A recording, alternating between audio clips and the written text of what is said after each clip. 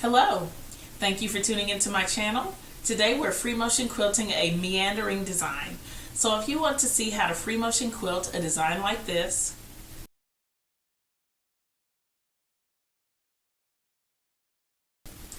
please stay tuned.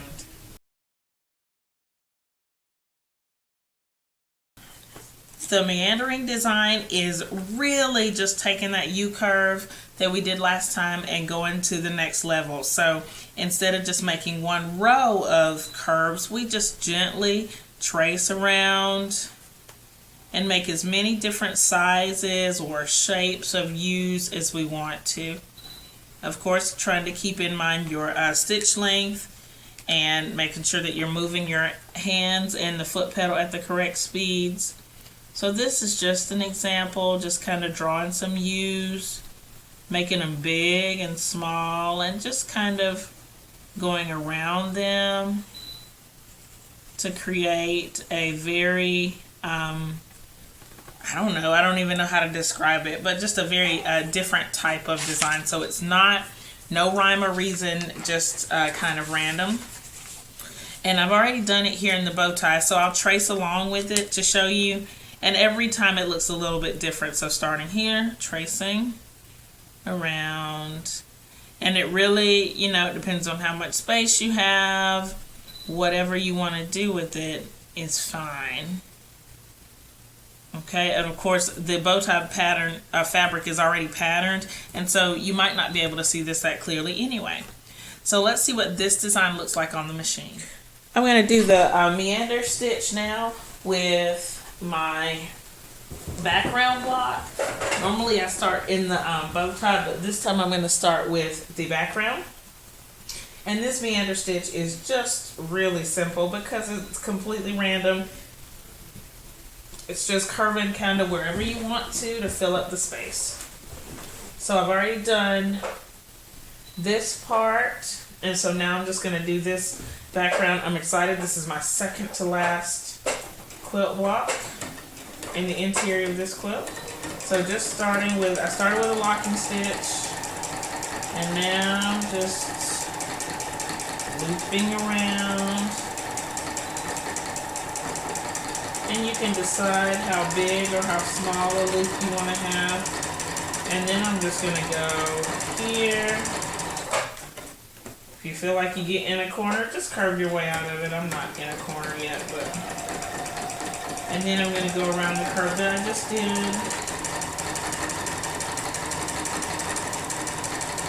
Okay. And then I'm just going to get on in here, because it's like a little, and then I think that from here I'm just going to fill in the rest of the bottom. And then so you can go back in and do just pretty much whatever you want.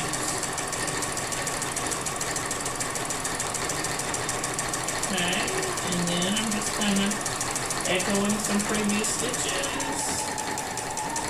And then I always end inside the stitch line with my little kind of back stitch, and that's the end. So you can see that I've stitched it here. I'll show you the whole thing in just. So here's the meander design in the block. You can see that even though it's the same principle, each of the blocks looks a little bit different, and that's okay. It's going to give it a little bit of character in these blocks.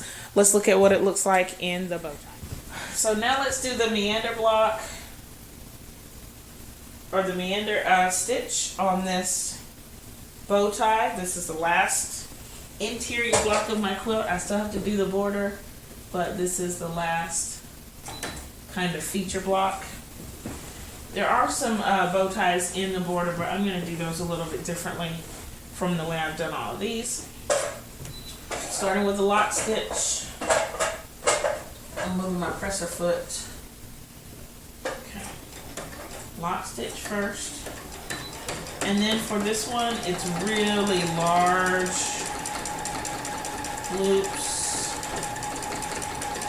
to cover the space quickly.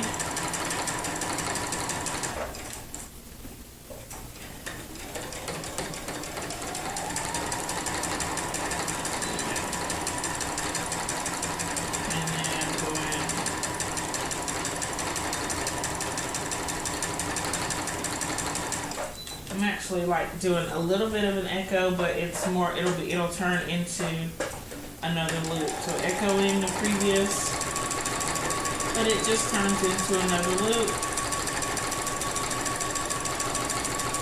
I'll add a loop here, and then go back. Really just trying to keep it as large as I can. Again, these interior blocks, the bow tie blocks, are not quilted very densely at all, so there's going to be a lot of space in between the curves. But that's what's cool about this meander, is that you're just trying to fill up the space. It's not a particular design, it's just curves that are used to fill up the space. So I'm going to make a big old curve around here.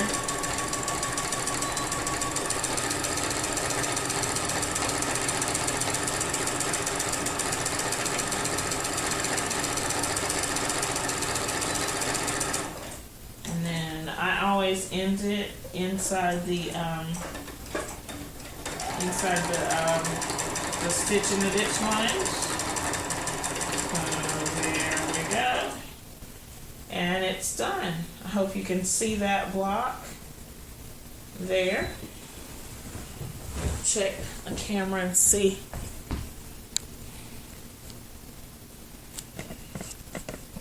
I'll take it off so that you can see. Here are my meander stitches.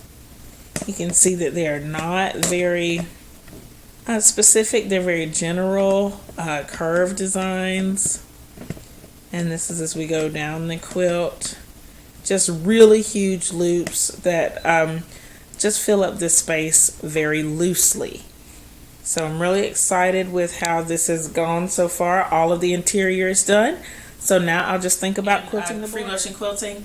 I hope that you see how all of these designs can be used in larger portions of a quilt instead of just in the small areas that we've done.